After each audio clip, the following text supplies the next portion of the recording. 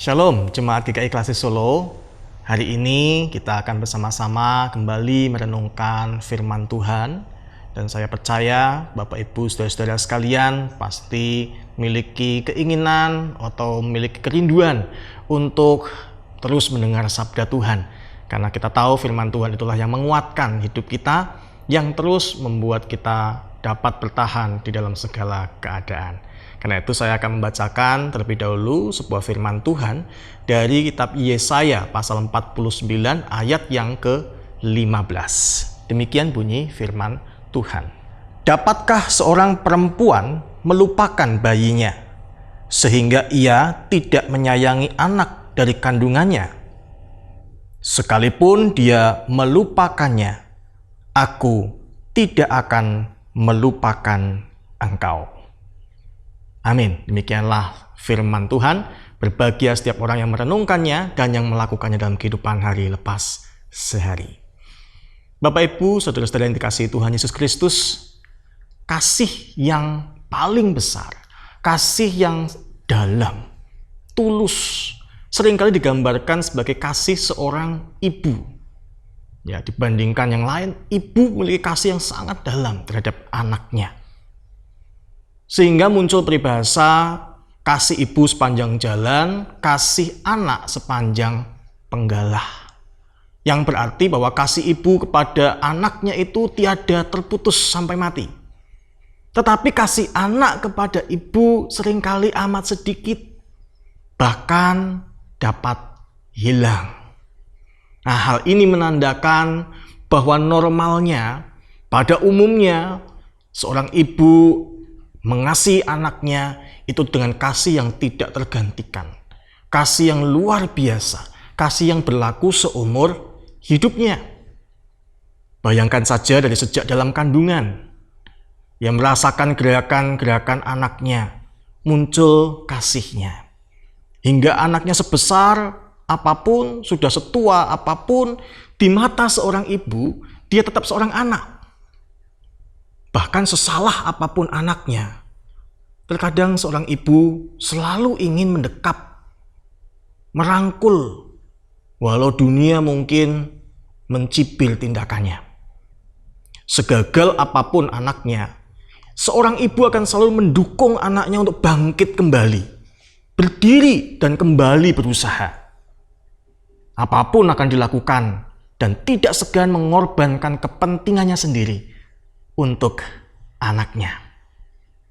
Itulah kasih seorang ibu yang luar biasa. Namun kenyataan di dunia sekarang ini, tetap saja kita menemukan adanya ibu yang tidak bertanggung jawab terhadap anaknya.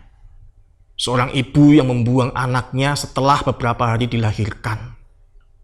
Ada yang menelantarkan bayi, ada yang menelantarkan anaknya, bahkan yang tidak segan mencelakai anaknya demi keinginan dan kepentingan dirinya sendiri.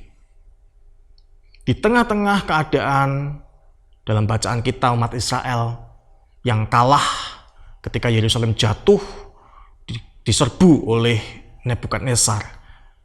Kemudian mereka ditawan ke Babel.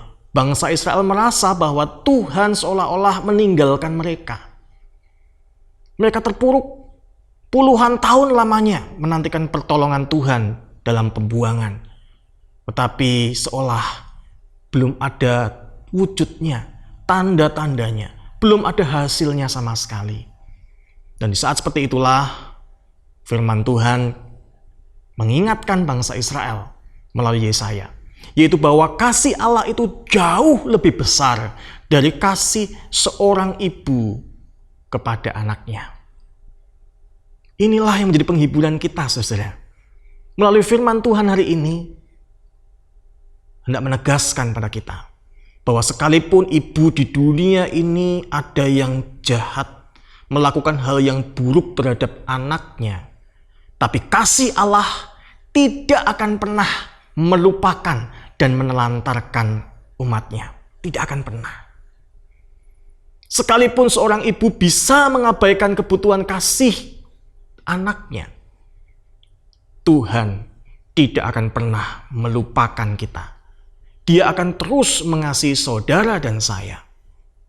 apapun keadaan kita. Dan di tengah-tengah pandemi saat ini, ada begitu banyak pergumulan, tekanan hidup yang menimpa saudara dan saya. Ada banyak kegagalan dan pekerjaan yang belum terselesaikan. Ada orang-orang yang kehilangan pekerjaan. Warga usia lanjut yang semakin terbatas ruang geraknya. Sudah tidak bisa pergi kemana-mana. Sudah lama tidak bisa bertemu dengan orang-orang yang dikasihi, anaknya yang mungkin berada di luar kota. Dan masih banyak pergumulan hidup lain yang seringkali membuat orang merasa dilupakan, merasa ditinggalkan Tuhan. Tapi firman Tuhan datang kepada saudara dan saya hari ini, mengingatkan kembali bahwa Tuhan tidak pernah meninggalkan ataupun mengabaikan kita. Sekalipun seorang ibu melupakan anaknya, aku Tuhan tidak akan melupakan engkau. Luar biasa, saudara. Hal itu ditunjukkan oleh Tuhan Yesus sendiri. Ketika mengatakan kepada para murid, aku tidak akan meninggalkan kamu. Ia berkata kepada murid-muridnya, aku akan menyertai kamu sampai pada akhir zaman. Dan melalui Roh Kudus kita tahu bagaimana Tuhan Yesus ada bersama-sama dengan kita dalam setiap pergumulan kita, dalam duka tetapi juga dalam sukacita kita. Karena itu kita diajak untuk belajar menemukan Tuhan dalam kehidupan kita sehari-hari. Bahkan di saat-saat terberat kita. Kita rasakan kesendirian, tetapi sesungguhnya kita tidak pernah sendirian. Sebab Kristus Yesus telah bersama-sama dengan kita dalam kehidupan ini. Dalam kematian kita dan kebangkitannya mengiring perjalanan kita.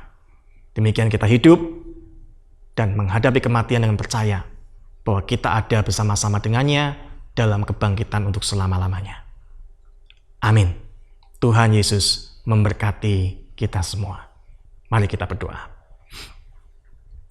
Bapa yang penuh kasih, kami bersyukur jikalau hari ini kami boleh diingatkan Engkau adalah Tuhan Allah yang tidak pernah meninggalkan kami sedikit pun. Bahkan tatkala umat-Mu jatuh dalam dosa, keterasingan daripada Tuhan. Tetapi Engkau yang datang menemukan kami di dalam Tuhan Yesus Kristus. Engkau tidak pernah melupakan kami, mengabaikan kami. Tetapi Engkau merancangkan apa yang baik, yaitu keselamatan bagi setiap kami, umat-Mu. Karena itu ya Tuhan, kami mau serahkan seluruh kehidupan kami dalam tangan pengasihan-Mu. Dengan yakin dan percaya, tantangan di depan, kami akan menghadapinya. Bersama-sama dengan kasih Tuhan, kami akan dimampukan. Terima kasih ya Tuhan, kami akan menghadapi hari-hari kami dengan penuh pengharapan dan penuh sukacita di dalam Tuhan. Dalam nama Yesus Kristus, kami berdoa dan kami berserah. Amin. Tuhan Yesus memberkati.